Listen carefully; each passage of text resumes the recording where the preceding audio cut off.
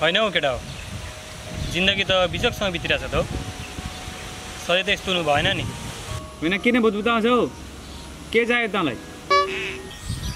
के चाहिनु र? सधैँ यसरी घाम तापेर त जिन्दगी चल्दैन नि। अनि के आगो ताप्छेस् त? आगो बालिदिउँ? ओ प्रकाशे लाइटर ले ध्यान नचाहिने कुरा नगर्न। सधैँभरि यसरी आवारा भएर त बस्नु भएन नि। तिमीहरूको पो एकजना मेन पावरमा काम गर्छौ, अर्कोको बाउको 2-3 वटा ट्र्याक्टर छ, आनन्द छ। मेरो त्यस्तो छैन नि यार। आमाको होटलमा खाएकै छस्, बाउको लजमा सुतेको छस्, योभन्दा बढी के चाहियो तँलाई? बाउको लजमा सुत्ने साथी चाहिएको होला नि यसलाई। गर्लफ्रेन्ड छँदैछ त, बिहे गर्न बरु। मासु नखाएको पनि धेरै भएको छ, 1-2 वटा त पक्कै खसी ढाल्छस् होला नि। खाना पाएर मरेको रहेछस् साला गदा। बिहे त आफ्नै खुट्टामा उभिएको दिन मात्रै गर्ने। अनि अहिले चाहिँ मेरो खुट्टामा उभिएको छस् त? ए मलाई नरिस किन? खै यार गर्लफ्रेन्ड पनि भन्नु मात्रै छ यार। नाक खराब पार्छ त्यसले। कचकच कचकच। यसको गनगन सधैँ यस्तै हो प्रकाशे। मलाई चाहिँ भोक लाग्दैछ, म चाहिँ घरतिर लाग्यो। मलाई पनि बाउले अघिदेखि बोलाइरहेको थिएँ, म पनि घरतिर जान्छु। ओ तिम्रो दुईजनै जान्छौ भने म चाहिँ एक्लै के खान बस्छु? एक्लै जान्छु अब घरतिर।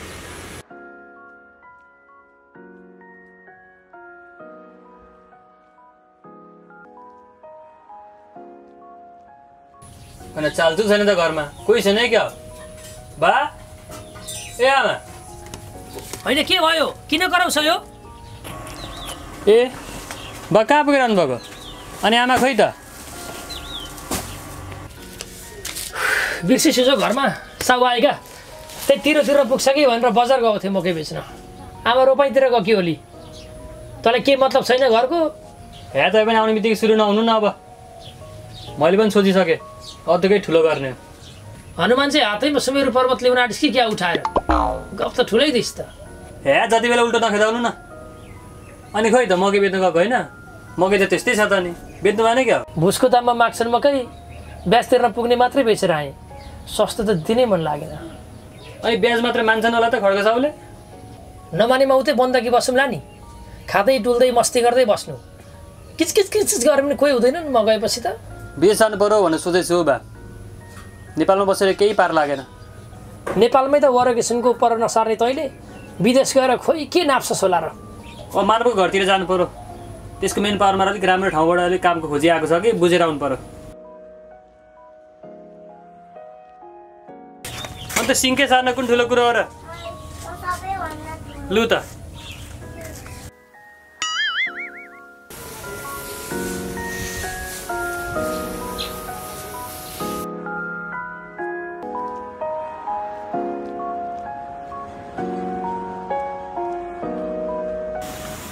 होइन के भयो? किन झोक्राएर बस्नु भएको? के हुनु र? दिने सरले 15 दिनभित्र मुर्गा खोजेर ले भनेका छन्, नत्र भने जागिरबाट निकालिदिन्छन् रे। अब कहाँबाट ल्याउनु होला? यसमा के सोचिरहेको त? मुर्गाहरू जताततै छ नि त। के भन्छ यो? कहाँ छन् त मुर्गाहरू? लोकल हो भने आफ्नै घरमा छ त, मैलार हो भने माथिल्लो गाउँमा फारमै छ त, त्यहाँबाट एउटा ल्याइदिनु न। ए त्यस्तो मुर्गा होइन क्या, दिने सरले विदेश जाने मान्छेलाई मुर्गा भन्छन्। हो त्यस्तो मान्छे खोजेर ल्याउनु भनेका छन्। अब कहाँबाट ल्याउने होला? अघि ठुल्ठुला गफ हानिहाल्यो। तिम्रो यो गफ दिने, ढाट्ने, ठग्ने बानीले कुन दिन वनवास पुर्याउँछ हेर्दै जाऊ। वनवास गएको बेला रावण आएर लगे पनि हुन्थ्यो तँलाई त। के अरे? कसले लगे हुन्थ्यो अरे? के होइन, भात पका भनेको। आफूले भोक लागेर मर्न आँटिसकेँ। ल ल म लागेँ भान्सातिर। के गर्दैछ हौ केटा? के गर्नु यार, यत्तिकै तनाव छु। मुर्गाहरू खोज्न नसकेर हैरान पो छु म त। कस्तो मुर्गा हौ? के होइन, बरु के कति कामले आएको थिइस्? लागिजाए बस। सायद तेरो मेन पावरमा राम्रो ठाउँबाट कामदारहरूको माग आएको छैन हौ। विदेश जाने बारे सोच्दैछु, यसो छ भने बुझिँदैन हौ। ल राम्रो कुरा गरिस्। राम्रा कम्पनीबाट राम्रो तलब र सुविधासहित कामदार मागिरहेका छन्। राम्रो ठाउँमा पठाउने जिम्मा मेरो भयो। लौ न यार, त्यति काम गर्दैन, ठुलो उपकार मान्नेछु। साथीभाइमा के को उपकार हौ? बरु हिँड अफिसतिरै, सरसँग बसेर कुरा गरौँला। ल न त्यसो भए उतै गएर कुरा गरौँ न त।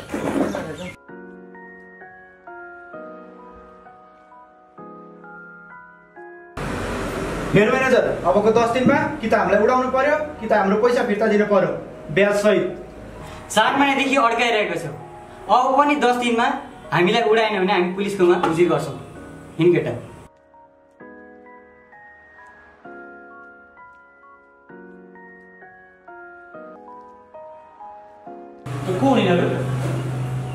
ए राम्रो ठाउँमा पठाइदिनु भनेर धन्यवाद दिन आएको होला म्यानेजरलाई। ए त खुरुखुरु भित्रै ल। सर नमस्कार। नमस्कार नमस्कार। के कति काम ल्याएछ मानव? आइज बस।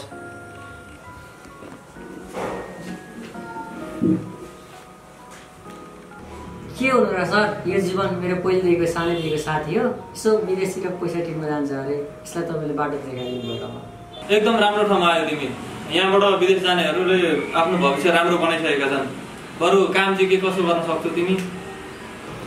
सामान्यतया सबै काम गर्न सक्छु, नसके पनि चाँडै सिकौँला। बस तपाईँले राम्रो पैसा ठाउँमा पठाइदिनु पर्यो। ए ल ठिक छ। त्यसो भए अहिलेको लागि राम्रो भनेको बराइनको छ, फ्याक्ट्री वर्करको छ, खाना बस्न दिन्छ। काम चाहिँ अलिक मेहनत साथ गर्नुपर्छ तिमीले, राम्रो हुन्छ तिमीलाई, भविष्य राम्रो हुन्छ। काम त जस्तै गाह्रो भयो नि गरौँला, बरु तलब चाहिँ कति हुन्छ त्यो भनिदिनु पर्यो। तलब त राम्रै छ भाइ। अब यतिको कामको लागि अब सुरुमा 1,20,000 हुन्छ, पछि काम गर्दै जाँदाखेरि ओभरटाइम गरेर 2 लाखसम्म कमाउन सक्छौ तिमीले। स्यालेरी त राम्रै रहेछ, तर यसमा जान लाग्ने लागत चाहिँ कति रहेछ नि? हेर जीवन, अब तिमी मानवको साथी, मेरो पनि भाइ समानको भयो। अब तिमीसँग ठगी गर्ने, पैसा लिने त्यस्तो गर्दा मलाई आफैलाई पाप लाग्छ।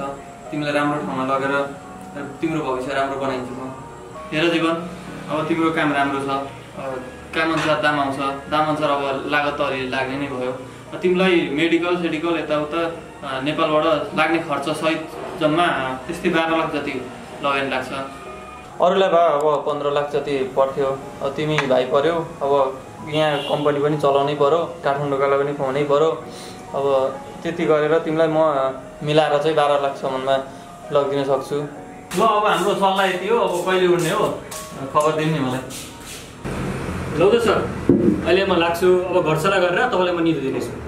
ल त जीवन, अब घर सल्लाह गर्नु अनि मलाई यो नम्बरमा कल गर्नु, नत्र मानवलाई भने नि हुन्छ। हुन्छ सर, अहिले म लागेँ है त। ल है मानव, अब यो मुर्गालाई चाहिँ हात लाउनुपर्छ। कोसिस गरौँला न सर, तपाईँ किन डराउनुहुन्छ? जीवन त मेरो गोर्जीभित्रको मान्छे हो।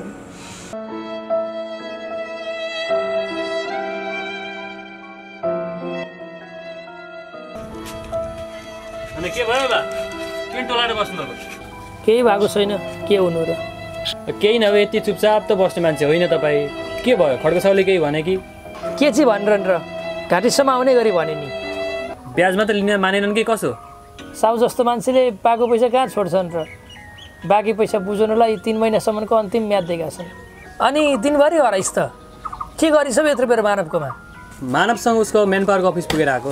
ए महाशयको विदेश जाने भूत अझै उत्रेको छैन? विदेश जानु बाहेक अरू विकल्प पनि के छ र बा? जा जेसुकै गर, बुढेसकालमा आएर बोझ चाहिँ नबन्नु। मैले जाने त्यति हो। त्यही बोझ नबन्नु भनेर त विदेश जाने सोच बनाएको नि बा। बरुको तपाईँको साथ चाहियो। कस्तो साथ? आज मानवसँग त्यसको मेन पावर अफिस गएको थिएँ, त्यहाँनिर दिनेश सरलाई पनि भेट्यो। त्यो सरसँग कुरा गरेको, एउटा राम्रो ठाउँबाट राम्रो तलबसहित काम आएको रहेछ। त्यति पो जाने सोच गरेँ त मैले बा। अनि यसमा मैले के सहयोग गर्नु पर्यो त तँलाई? अनि त्यसको लागि अलिकति लागत चाहिने रहेछ। लाउनु बा त्यति आड गरिदिनु पर्यो तपाईँले। कस्तो लागत? कति लाग्छ रे? डिपोजिट, प्लेन भाडा, मेडिकल ह्यानत्यान गरेर त्यही 12-15 लाख लाग्दो रहेछ। कति रे? त होसमा त छस्? भर्खर साउको 20,000 रुपियाँ त नसकेर सारा समाजको अगाडि लज्जुत भएर आउँदैछु। घर आउने बित्तिकै छोरो भन्छ 12 लाख। कहाँबाट ल्याएर दिनु तँलाई 12 लाख? त्यही खोलापारीको बारी ब्याङ्कमा राख्दा कसो 12 लाखसम्म नदेला नि त बा? किन बारी मात्रै?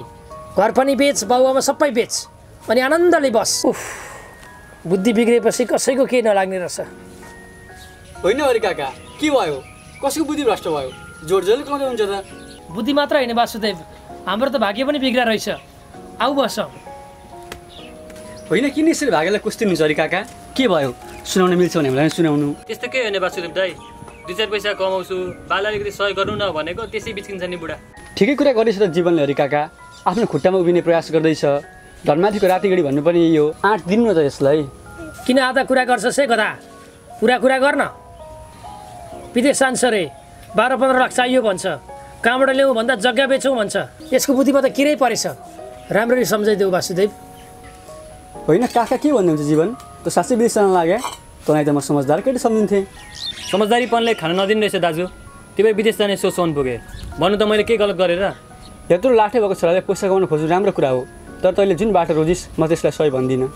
वैदेशिक जीवन भोगेर आएको मान्छे म, सोचे जस्तो सजिलो छैन विदेशमा पैसा कमाउन। कल्पनाको सारभन्दा निकै भिन्न छ वैदेशिक रोजगारी भाइ।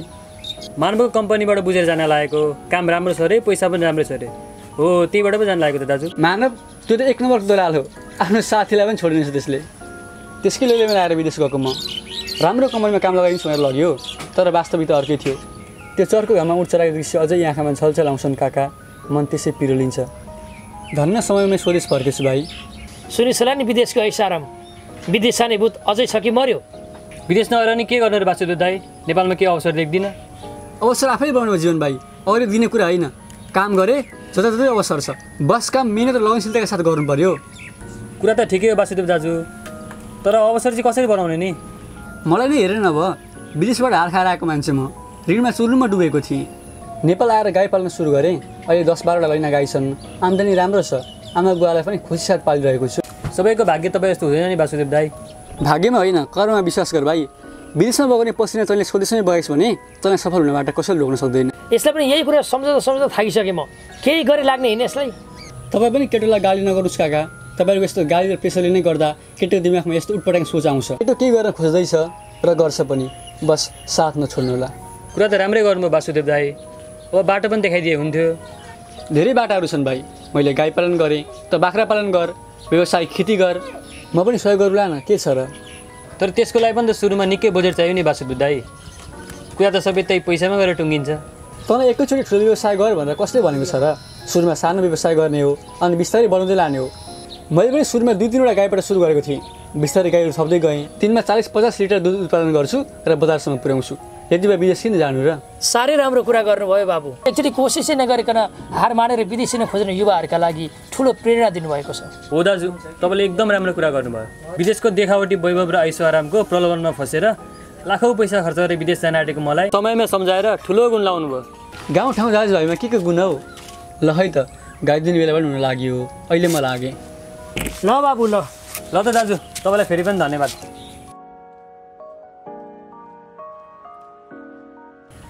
अनि के सोचिस् त? के टुङ्गो गरिस्? विदेश त अब नजाने, त्यो त ढुक्क भयो। तर नेपालमा अब कुन व्यवसाय गर्नु भनेर सोच्दैछु। भयो तपाईँले पनि केही सल्लाह दिनु पर्यो। ठिकै छ, अलिकति मकै छडाउनु बाँकी छ। भित्र गएर मकै छडाउँदै सल्लाह गरौँ। जाउँ त नि अब।